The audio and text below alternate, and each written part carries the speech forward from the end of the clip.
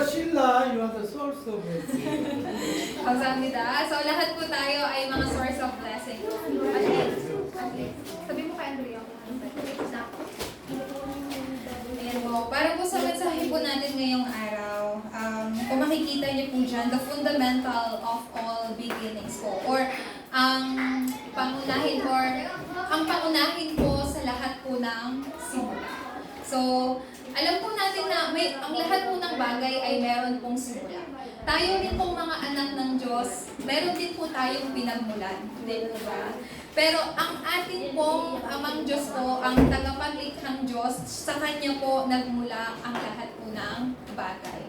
The Creator God po. So, because everything begins po, nagsimula po sa Diyos na tagapaglikha, then tayo pong mga anak ng Diyos, we children of God po, there is only one thing we have to do po. The word enjoyment. Because everything starts from God po. Lahat po ng bagay. Start from God, start from Jesus Christ po. So we who are called children of God, all we have to do po is to enjoy yung blessing po na ibinigay po sa atin ng Diyos from the beginning. Kaya nga po, why do we have to know who is the fundamental of all the beginnings po? Kasi when we know po, kapag nalaman po natin kung sino ang pangunahin po sa lahat ng simula, malalaman po natin, we can really deeply know po kung ano po yung identity po natin. Kung kapag alam po natin kung kanino or sino po, or saan po tayo nagsimula, then we can find out po, or we can really enjoy po yung pagpapala po from the beginning po. So ano po ba? Yung fundamental po ng lahat po ng bagay ay mula po sa trono po ng Diyos. Mula po sa trono po ng Panginoon.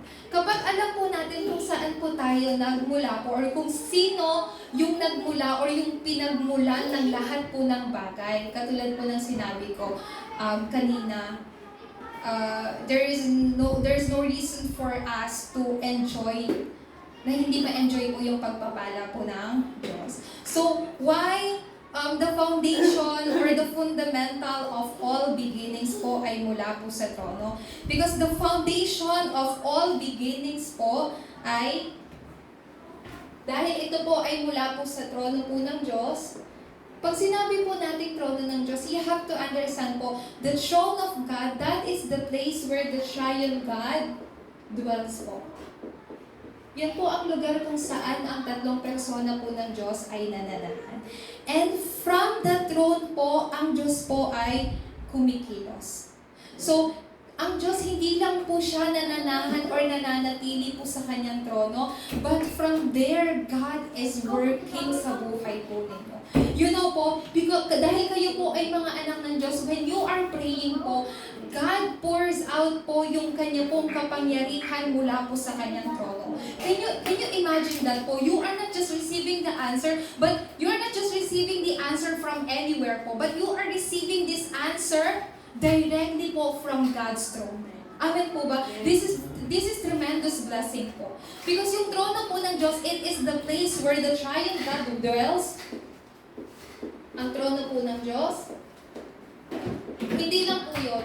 Mula po sa trono po ng Diyos, that is the place where the start, lahat po ng simula, maging ang proseso po, maging ang katapusan po, ay nariyan.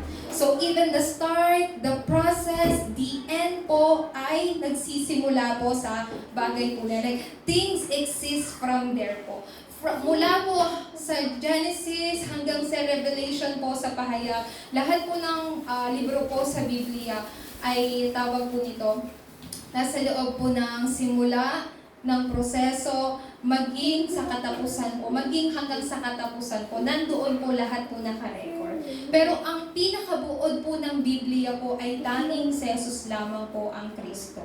Napakarami pong mensahe po ang Biblia, pero if you will just read it po yung lahat po, yung buong libro po ng Biblia, sasakit po yung ulo po natin. But anyways po, ang pinakadapat na malaman po natin, si Jesus lamang ang Kristo. Because the throne of God is the place where the start, the process, and the ends of all things exist po. Meaning to say,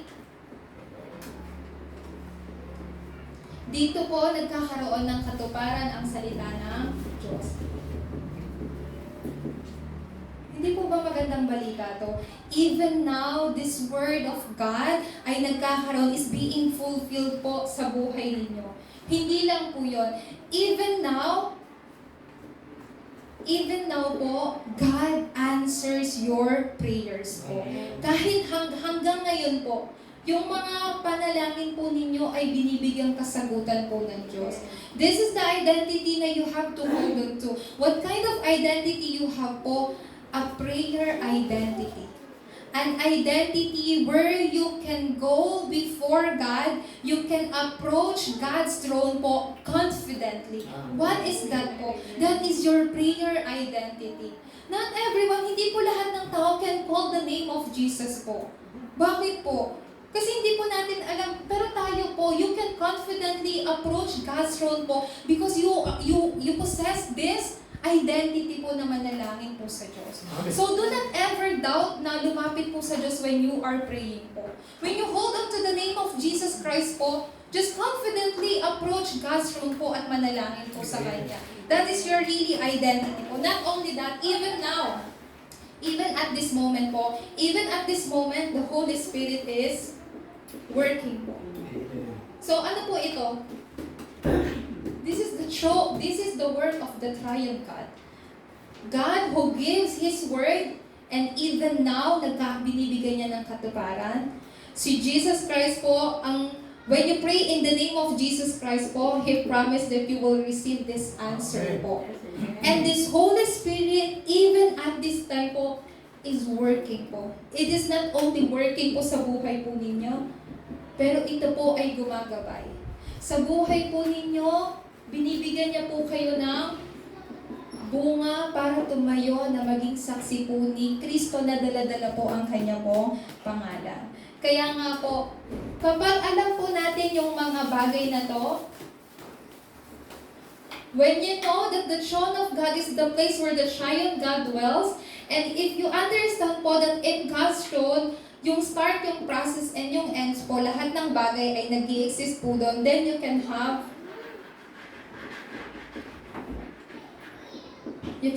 the correct start. Kapag meron kayong correct start po, magiging posible po yung yung correct end po. Di po ba? Ito po ang sikreto po natin bilang isang mga anak po ng Diyos. Amen. Just like in Hebrews chapter 4 verse 16 po, kailangan niyo pong panghawakan yung ganito po ninyong katauhan po. Katauhan po na do not ever doubt po when you pray before God. Pero when you pray before God po, you must hold on to the covenant at sa pangalan po ni Jesus. Dala-dala yung pangalan po ni Kristo. You know po, even now po, yes, you and I, we are facing problems po. It seems like our problems are repeating. Tama po ba? Today, we have worries for some reason. And tomorrow, magkakaroon ulit tayo ng alalahanin for some certain reason po. It seems like yung problems natin are repeating. But you know po, Jesus Christ promised po that on the cross, He finished everything po. What's more important po, the word finished. What's more important po, sinabi po niya, everything is finished po. It seems like the problems you are facing is repeating or hindi po natatapos. Pero sabi po ni Yesu Cristo, tinapos niya na po ang lahat po ng bagay. Kaya nga po, hindi lang po yung problema. What is the most problem of mankind po that Jesus finished po? Our fundamental problem po. Our fundamental problem is the root problem of all problem po. So, because Jesus Christ finished that fundamental problem po, because Jesus Christ has finished that root problem po sa buhay po natin, ang kailangan po natin gawin ay manalangin po sa kaligtasan na atin pong tinanggap. Kaya po, ano po yung kailangan po ninyong panghawakan po mula po sa atin pong main message. Hindi lang po ito ang dapat po ninyo pong panghawakan. You really understand po, this triune God dwells in you. This triune God hindi lang po nananahan sa trono, pero this triune God dwells in you po. Amen. Amen po ba? So you are called na mga templo po ng Diyos. Tatlong persona ng Diyos. Just imagine that, ang Diyos, si Kristo, banal na Espiritu, nananahan po sa inyo. How precious you are. How precious you are po. You are far more precious than the President of our country. Because the Triune God dwells in you po. The Triune God is working upon you. That's how precious you are po.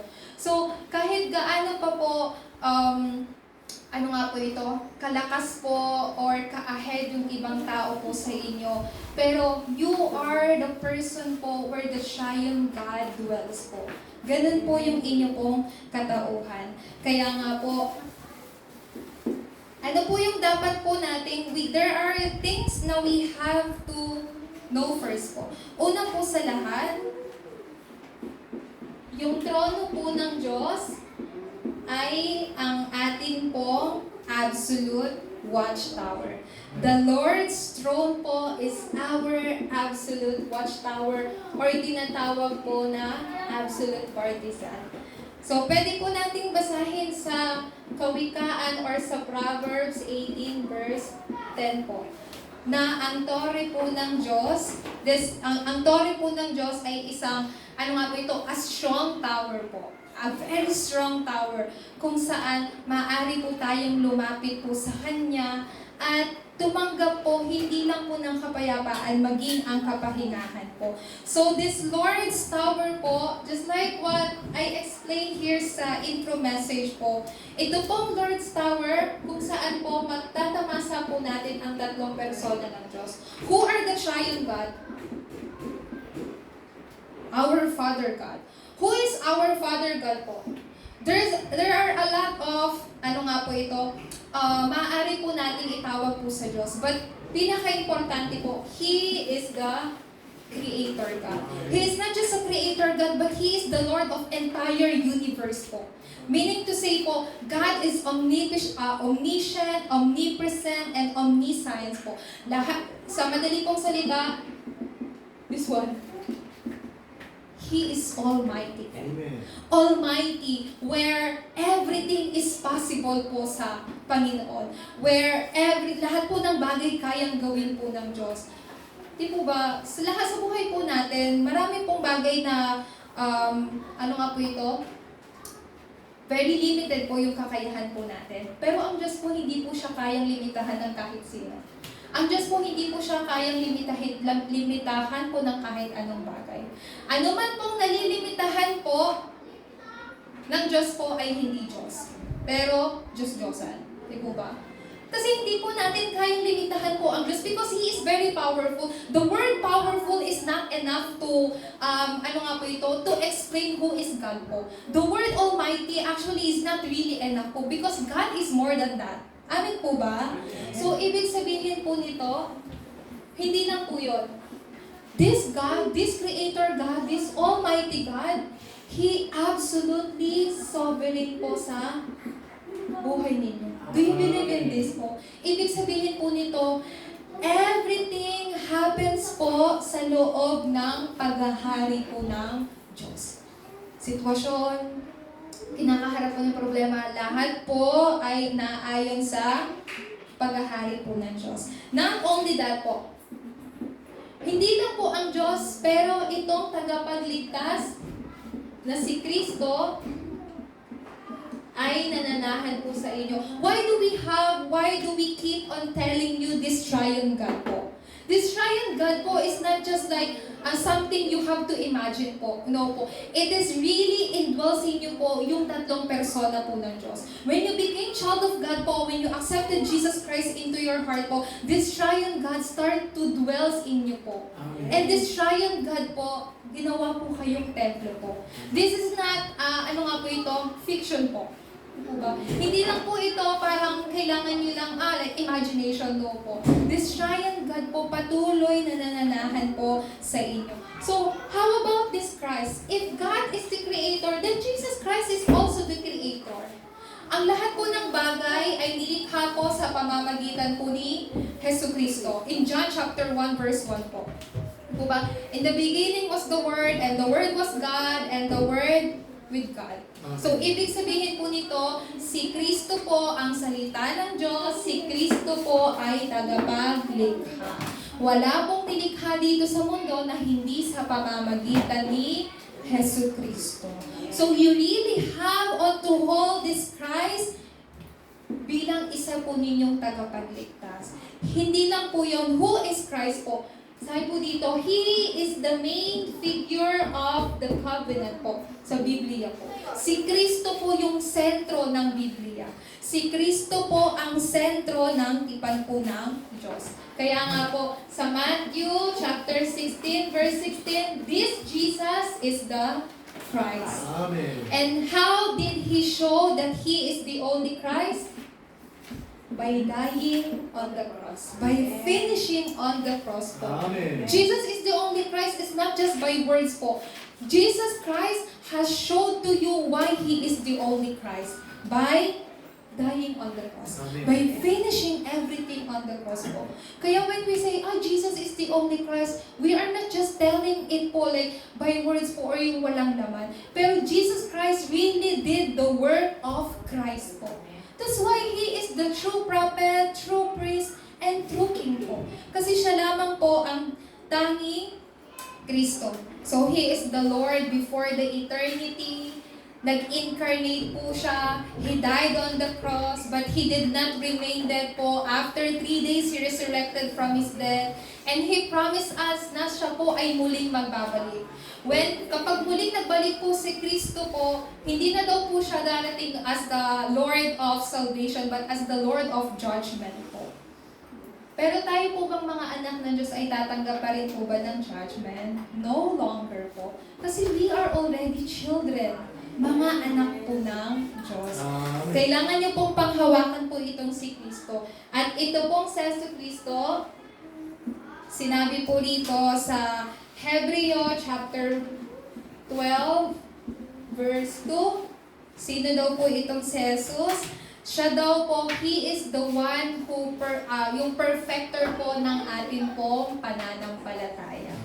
Siya po yung kumukompleto po ng pananampalataya po natin.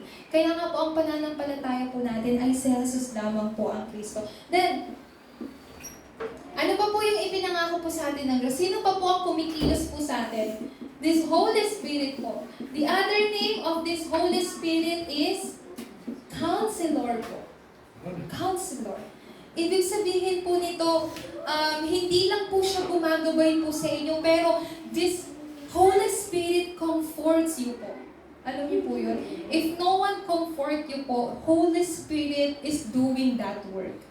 If you think, no one comforts me, but Holy Spirit is your comforter po.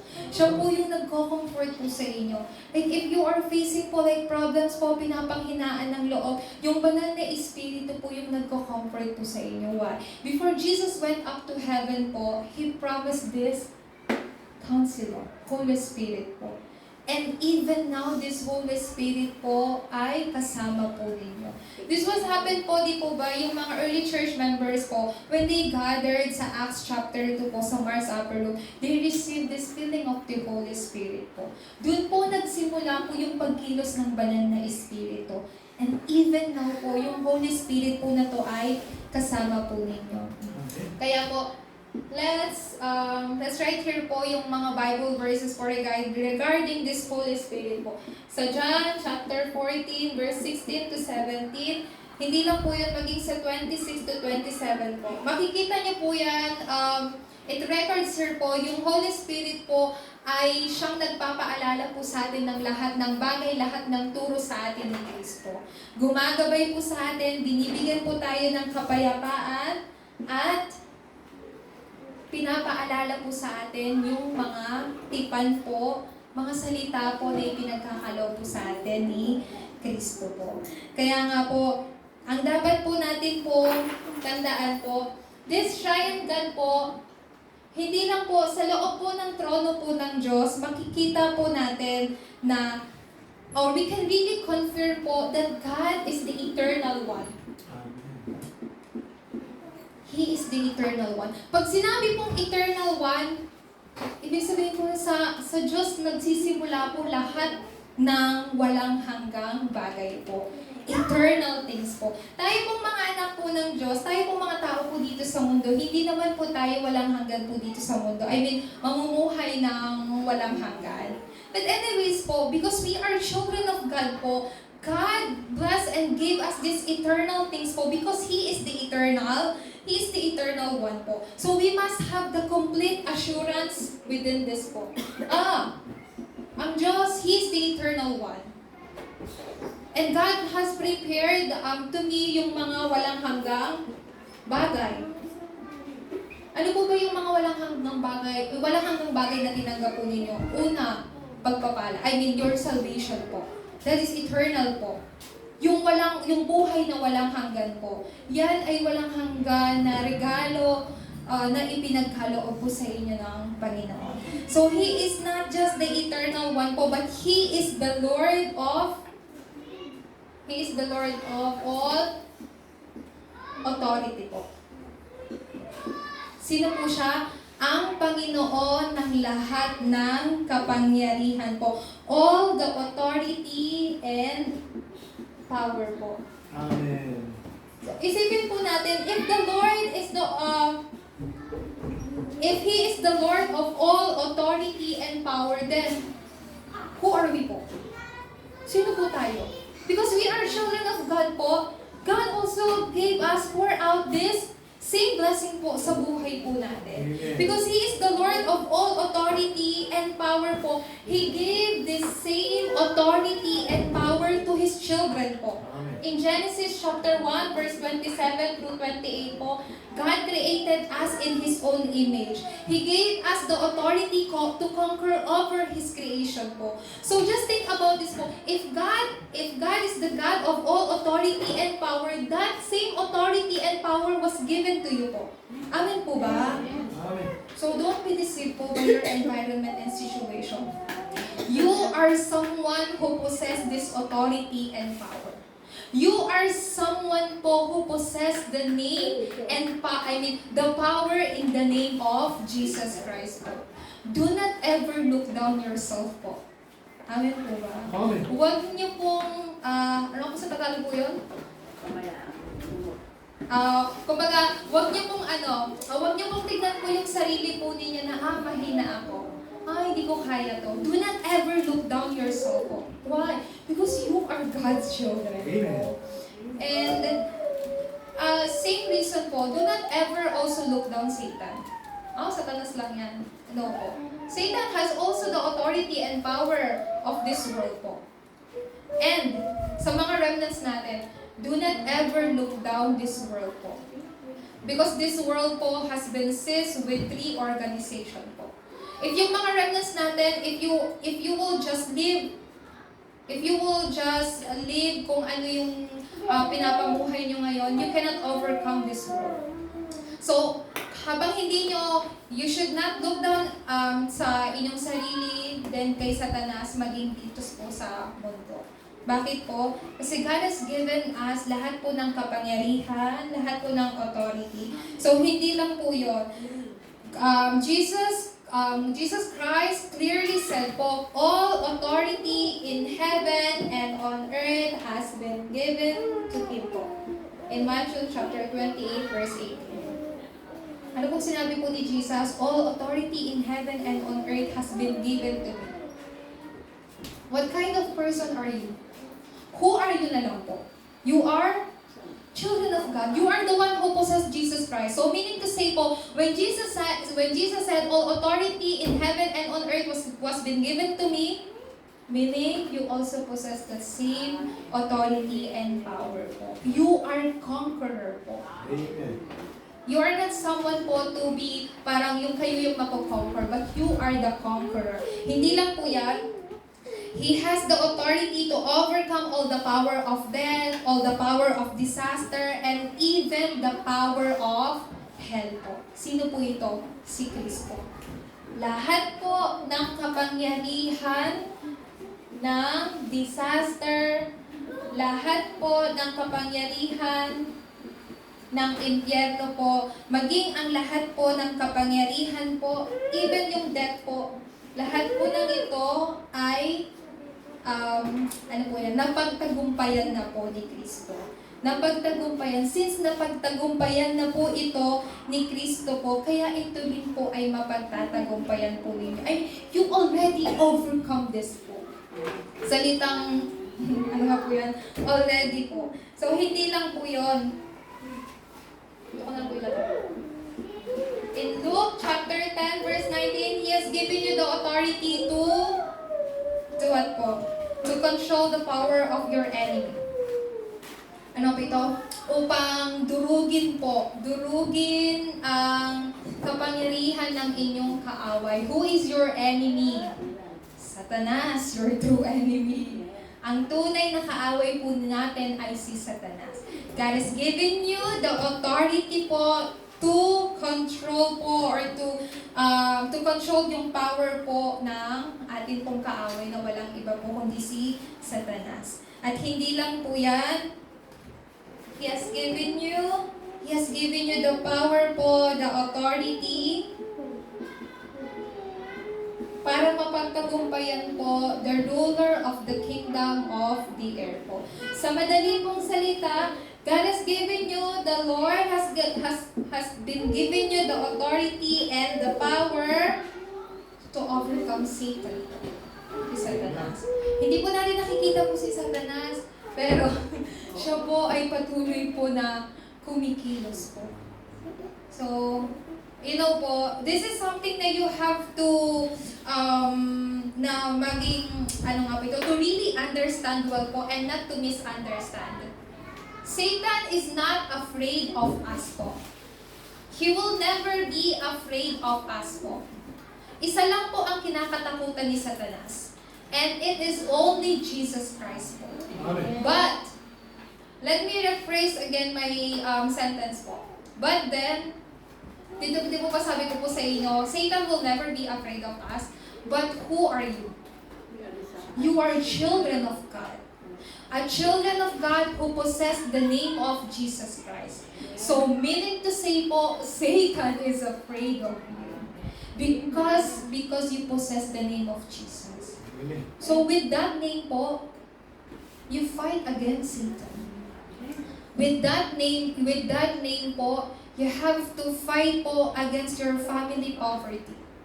With that name po, you have to fight po against lahat ng conflicts within your family. Amen po ba? Amen. With the name of Jesus Christ po. Kaya nga po, pangalawa, ngayon po, if you know that this Lord's throne po, ngayon dapat malaman po ninyo the power of this throne. Ano yung kapangyarihan ng trono na to sa buhay ko? And why do I have to enjoy and experience the power of this throne? This is, you and I, this is our absolute journey.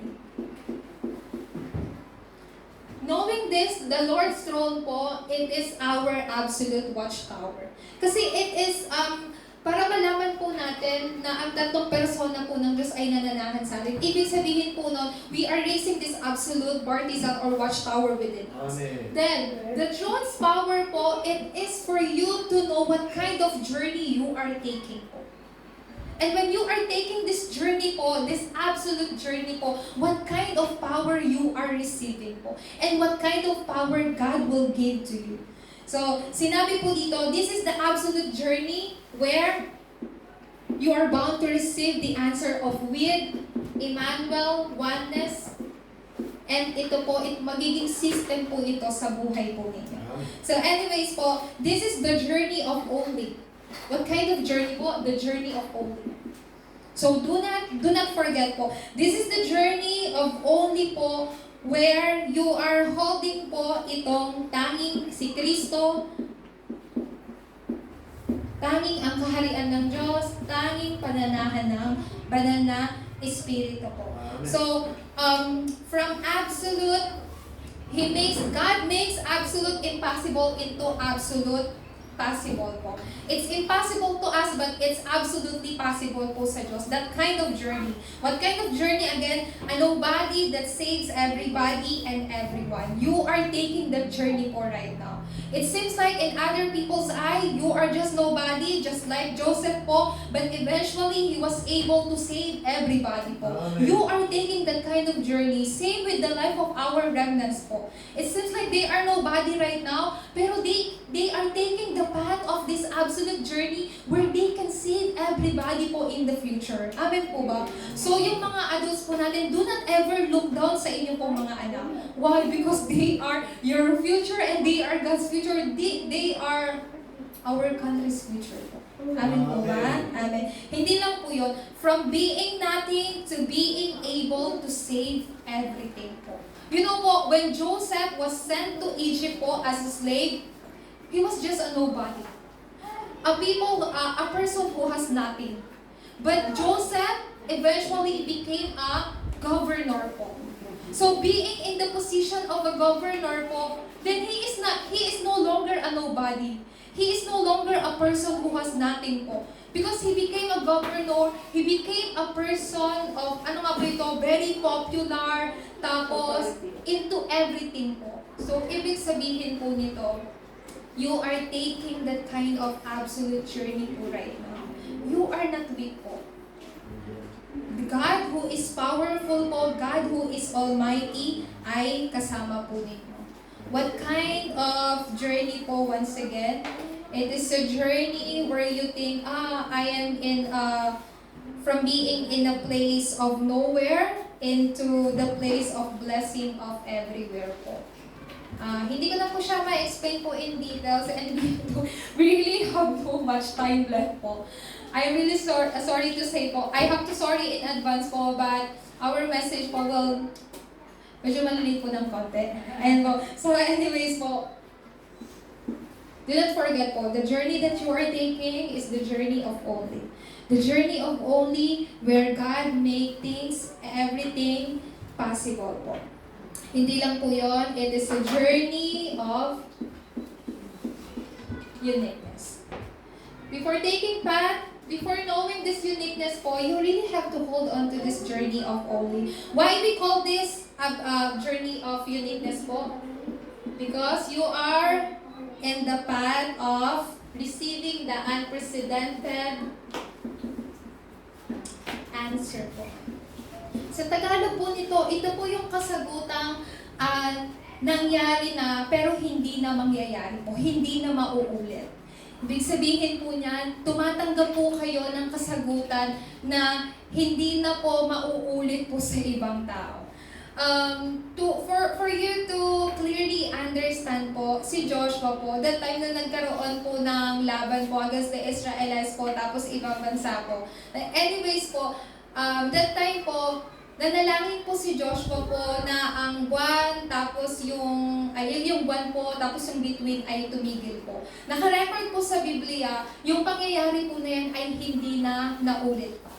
Even yung event po during ng Red Sea, yung pag-cross nila ng Red Sea po, or yung paghati po ng Red Sea, isang beses lang po yun nangyari at hindi na po mauulit po. Even yung pagbaba po, yung pagguho po ng Jericho wall, it happened once po and it will never be happen again po. Yung pag-cross nila sa Jordan River, hindi na po ulit mangyayari po yun. So, this is unprecedented answer po. Hindi na po mangyayari po yun sa buhay po natin, but, sa buhay po ninyo, kayo po ay tumatanggap ng unprecedented answer. Kaya nga po, hindi lang po iyon. What kind of journey you are taking po? The journey of recreation. The journey of recreation po kung saan lahat po ng bagay ay magiging highest blessing po sa inyo. Paano po natin, ano po yung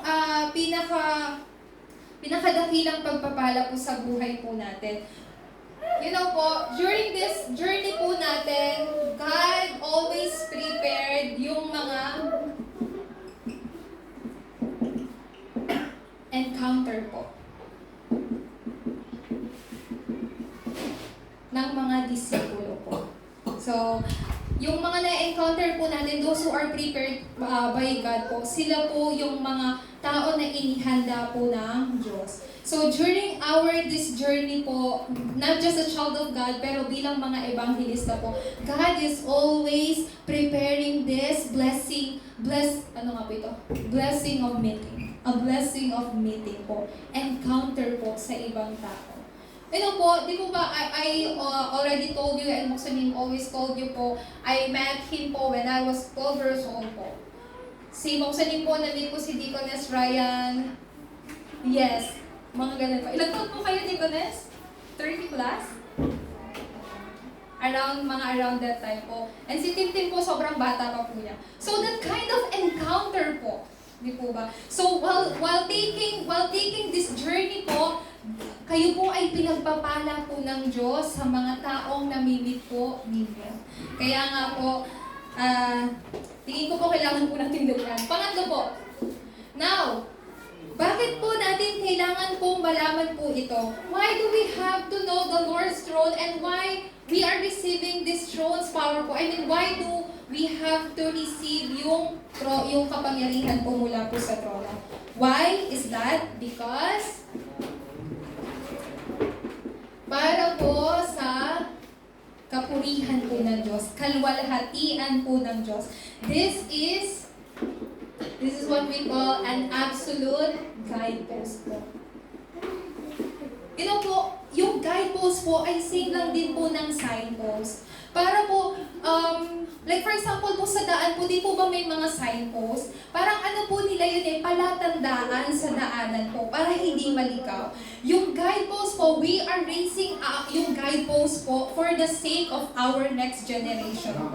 And you are raising that same guidepost po. So, what is throne's glory po? Or yung trono na nagbibigay ng kalwalhatian sa Diyos. Just remember this po. God's desire po is towards saving soul po. You and I were saved po because of whom? Because of the evangelist po. Because of the evangelist. Of course, it is God po who planned our salvation, but through whom? Yes, it is Jesus Christ who fulfilled our salvation, but who is the one who relayed this gospel to you po? Through an evangelist po. So God's desire is to save soul po. Sister Camille, why did you receive salvation po? To save soul po. To save others also po. Why you are here po and listening to this gospel message po? Because God's desire is for you to be used to save soul po. Si Deaconess Ryan po, she is an OFW po and working in Papua New Guinea. Tama po ba? So si Deaconess Ryan po, she was sent there not just to become an ordinary worker or OFW po. I believe po, Deaconess Ryan was sent her by God po to save soul. Amen po ba? Amen. So, ito po yung identity po natin. Kahit ano pong ginagawa po ninyo, kung ang gagawin po ninyo is towards saving the soul po, God has no choice but to bless you. Amen po ba? In everything that you do po, kung lahat po ng yan, if it's towards saving the soul, if it's towards the gospel, God has no choice but to bless you po. Amen po ba? Amen. So, you have to decide now po. Kailangan niyo po mag-decision mo ngayon. So, anyways po, what kind of guidepost is that po? This is the guidepost. A guidepost po bilang isa pong mga witness po para sa kalwalhatian po ng Diyos for God's glory. Tayo po ay nabubuhay para bigyan ng kalwalhatian po ang Diyos. Tayo po ay tumanggap ng kaligtasan dahil po para sa kalwalhatian ng Diyos. Kaya para po sa atin po pagtatapos, there is really one thing po that you have to imprint po sa sarili po ninyo and have to always remember po why I am here right now. Why I am listening to this gospel message. Why I received this salvation. Why? There is only one reason po. In 1 Corinthians chapter 10, verse 31 po, ano po nakalagay po dyan? Whatever, ano nga ba ito? Kayo man po ay uminom o kumain, gawin niyo po ito para sa ikararangal ng Panginoon. Amen. Whether you eat or drink or sleep, whether you eat or drink, do it all for the glory of God. Amen. You are here, you receive salvation to give glory po sa Panginoon. Amen po ba? Amen. Pastora, how can I give glory sa Diyos? I am weak. I don't have anything. Ano naman po? You can give glory to God po in everything that you do. Kaya nga sabi ko po sa inyo po kanina, do not ever look down to yourself po. Because the moment you look down to yourself po, hindi po kayo makapagbibigay ng karangalan po sa Panginoon. This is the reason bakit po tayo tinawag ng Diyos. This is the reason why God has called you to give glory po sa Kanya. This is the first reason po bakit po tayo tinawag po ng Diyos. That's why, as someone who give glory to God, there are things we have to do po. Few things lang naman. Meron po tayong tinatawag na 3 days. So maybe this is first time you heard this, pero pag sinabi pong 3 days po, while listening to this message po, you are holding to word po, your covenant. That is your word po. Then through that word po, you connect that into your prayer po. That is today's prayer. And while you are praying, holding to that word po, you have to go to the field and share that same answer you received po. That is today's evangelist. So that is 3 days po. Kaya why we are doing 3 days po? Because it is for our personal beginning po. Hindi lang po yun. Sa oras po na yun, magsisimula po natin makita po yung pagsisimula ng ating field and yung future po. Amen. Sa oras, why do we have to do this po? Ito pong 3 days po. Nang sa ganon, every day, every hour, and in everything po, you come before the throne of God po.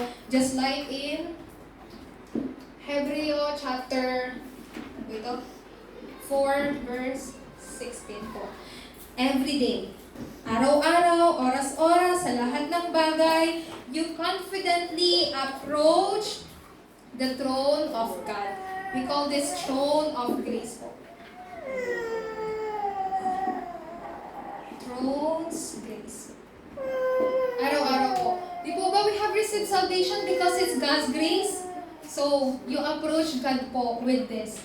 Tayo po ay tumanggap ng kaligtasan dahil po sa habag po ng Diyos. Kaya po, tandaan po ninyo, what kind of worship God's desire po. Even now, through our worship, God receives glory po.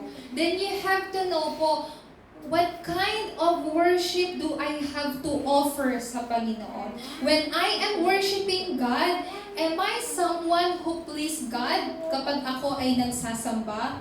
You know po, yung worship po, just sitting here and just listening to the message, then that's it. Hindi po yun pagsamba. You really have to ask po, when I am worshiping God, am I the one who please God?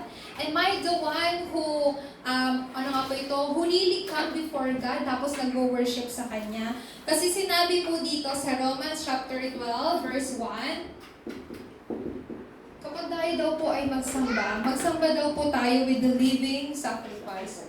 Ano ba yung living sacrifice? Do we have to offer yung mismong buhay po natin sa Diyos po? Patayin po natin sarili natin, tapos i-offer po. Ibig sabihin po nun, yung buong buhay po natin, buong pagkatao po natin, ay kailangan po natin i-offer po sa Diyos when we worship God po. So, ibig sabihin yan, our thoughts, our minds, our hearts, our everything, we have to come before God and worship Him po. Amen po ba? It is you preparing yourself po na tumanggap ng salita po ng Diyos. Kaya nga po, you must really have to focus on this worship po every Sunday. In Acts chapter 2, verse 42-47 po, when you go back to your house po, please read this scripture reading po and deep meditate po. Ano po yung kasagutan? What kind of answer and blessing or what kind of devotion did the members po, yung mga members po, what kind of devotion they did po when they listened completely po sa salita po ng Diyos. Napaka-importante po nito. So let us please God through worship of faith. What kind of worship daw po? A worship of faith po. Sa Hebreo chapter 11 verse 6. Hindi lang po yun. What kind of worship that God desires? In John chapter 4 verse 23 to 24 po, the worship that God desires is a true worship in spirit and in truth po. This Holy Spirit, the Spirit is the Holy Spirit and this truth is Jesus Christ po. This is the worship that God desires po.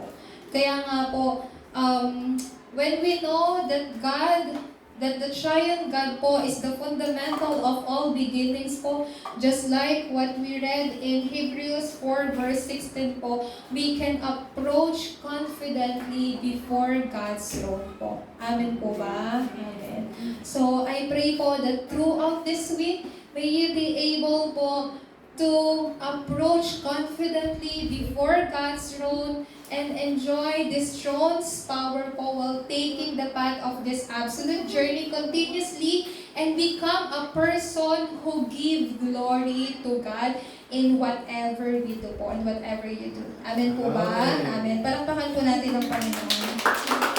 Amen. At this time po tayo po ay manalangin. Let us pray. Our dear Heavenly Father God, maraming salamat po for allowing us to enjoy yung amin pong identity na lagi pong lumapit po confidently po sa inyong pong trono because we possess yung identity po bilang isa po ninyong mga anak at katauhan na nananalangin sa pangalan po ni Kristo. Throughout this week, Lord, may we hold on to this covenant po at sumunod po sa tipan na ipinagkaloob niyo po sa amin, sa tanging pangalan. Ito po ang aming dalangin sa tanging pangalan ni Yesu Kristo. Amen. Amen. At this time po, we confess this Jesus is the Christ po. Let us confess this